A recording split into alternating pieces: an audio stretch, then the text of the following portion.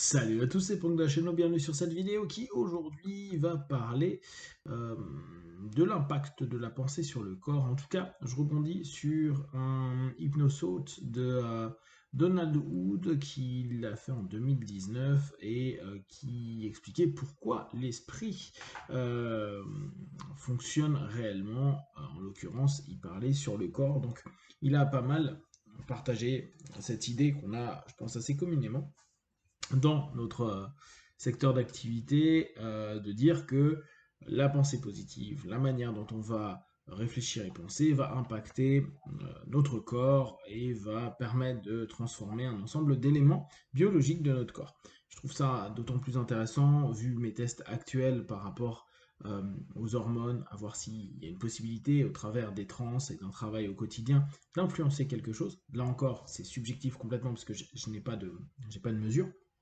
Mais ça m'a fait rebondir sur cette réflexion qu'on a souvent et que parfois on peut ne pas toujours valider, en l'occurrence dire bah oui, si je suis positif, si je pense de telle façon, je vais avoir un impact positif, ça fait du bien à mon corps, de toute façon ça ne fait pas de mal. D'ailleurs, c'est quand même quelque chose qu'on entend beaucoup. Je fais une différence entre penser positif et les travaux qu'on peut faire quand on est en transe avec un rapport donc de suggestibilité et avec des zones du cerveau spécifiques qui vont s'activer et entraîner des feedbacks qui aujourd'hui sont de plus en plus connus et en ce moment beaucoup mis en avant au travers de la douleur notamment. Donc la pensée positive, je dirais plus, c'est une manière de voir, de percevoir les choses et de prendre les choses de façon un peu plus positive pour éviter des doses de stress. Officiellement, c'est ce que on nous propose et d'ouvrir des perspectives. Clairement, d'un point de vue vécu, c'est mieux de penser positif. On parle juste de façon expérimentale. Entre penser constamment des choses négatives et penser constamment des choses positives, ou en tout cas optimiser le positif, on est bien d'accord que c'est cool de penser positif, et je vous invite et je vous incite à penser positif. Le penser positif, par contre, ne doit pas devenir un déni d'un ensemble d'éléments, et là on revient sur mes réflexions actuelles. Est-ce que on peut dès lors aller dans un cheminement où on modifie nos perceptions pour ne penser que d'une manière que l'on souhaite, même si on sait que c'est complètement faux, mais vu que personne ne verra la vérité, entre guillemets, absolue, bah pourquoi pas. À vous d'y penser, n'hésitez vraiment pas à me faire des remarques et des réflexions là-dessus, parce que moi je suis le premier à cogiter dessus et à me dire, waouh, qu'est-ce qu'on fait de la réalité commune, de notre réalité, de comment on fonctionne. En tout cas, dans euh, son petit workshop, il a beaucoup parlé de l'impact positif qu'il y a de penser de telle manière, de développer ses pensées, puis il a fait des petits exercices d'hypnose pour montrer que on apaise rapidement notre corps, très simple. Maintenant, je me suis dit, ok, qu'est-ce qu'elles disent les études? Alors, bien sûr, je suis pas allé voir 1 million d'études. Là, j'ai passé 20-25 minutes à voir si je trouvais des choses sympas.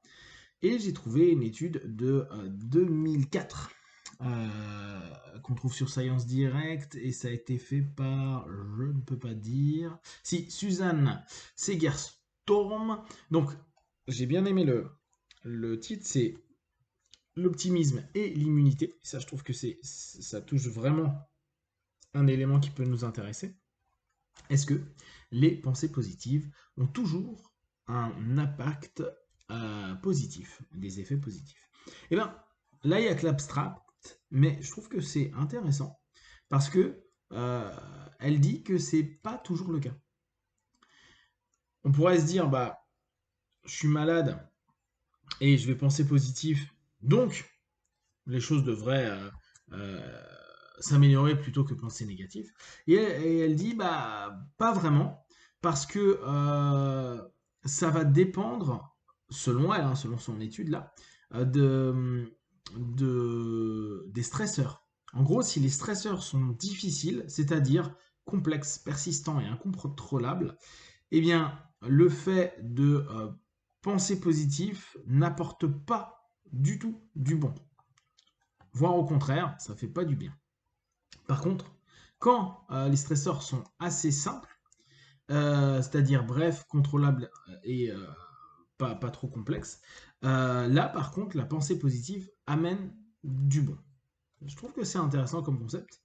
Alors là, moi, purement en réflexion, c'est dès lors, et c'est là où mon cerveau pour l'instant il bug un peu, si la notion elle est complète, quoi, on va dire, si les stresseurs sont dits difficiles, mais que on est dans un déni X ou Y, je modifie mes perceptions et je me dis c'est rien. Mais réellement, c'est quelque chose qu'on ressent à un moment donné. Du déni, hein, tout simplement.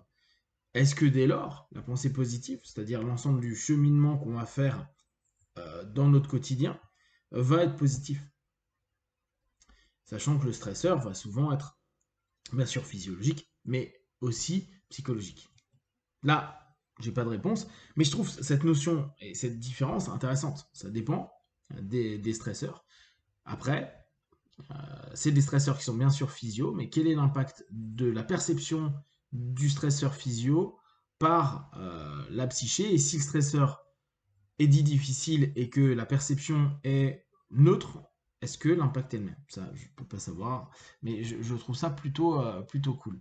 Euh, donc, ils disent quand même que les notions positives n'emmènent pas forcément du bon, voire même peut entraîner des appointements, du mal-être, parce qu'il n'y a pas les feedbacks positifs, ce qui entraîne encore plus euh, une chute, parce que les stresseurs difficiles, il n'y a pas de feedback comme ça, il n'y a pas de magie, il y a rarement de magie en tout cas, il y a rarement des choses hyper impactantes et ça peut faire du mal plus que ça ne peut faire du bien.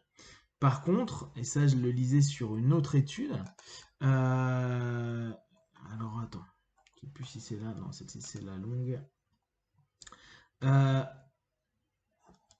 bon alors là, désolé, je voulais paumer, mais il disait que par contre, on peut se dire que un état d'esprit positif va avoir des effets positifs parce que les personnes sont dans une dynamique et en gros ça va être plutôt les comportements qui vont être mis en place parce qu'il y a un état d'esprit plus positif plutôt que des personnes qui se disent c'est foutu, je vais rien faire, je laisse tomber.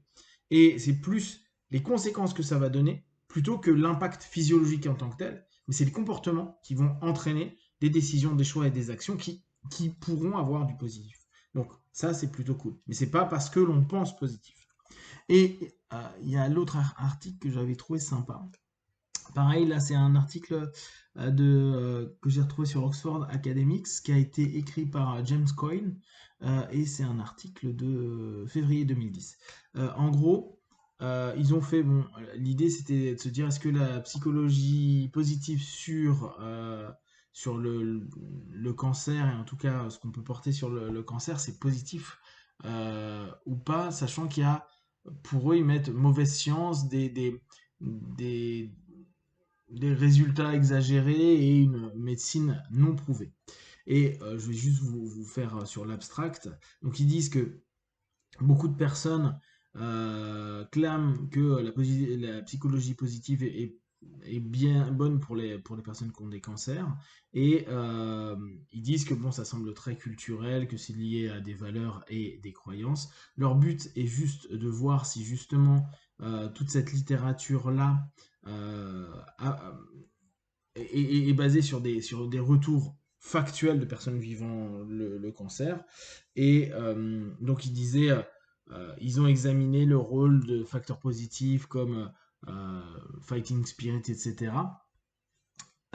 Et ils se sont rendus compte que globalement, il n'y a pas c'est pas évident. Il n'y a pas d'évidence particulière. Voire, il y a des moments, c'est complètement. Ouais, c'est super neutre et pas spécialement utile d'avoir ces éléments-là pour avoir un impact physio. Ça, je trouve que c'est intéressant pour nous, sachant que là, c'est plutôt un état d'esprit. Et c'est là où je fais la différence entre le travail en transe qu'on va faire bien spécifique et l'état d'esprit qu'on va avoir à un moment donné. Si vous avez des questions et des remarques, partagez-les sur Facebook, YouTube, je répondrai le plus rapidement possible. Ça, c'est des thèmes vraiment importants. Donc n'hésitez pas. Et comme d'habitude, ne prenez que ce qui est bon juste pour vous tester, observer, analyser et conclure. Be one!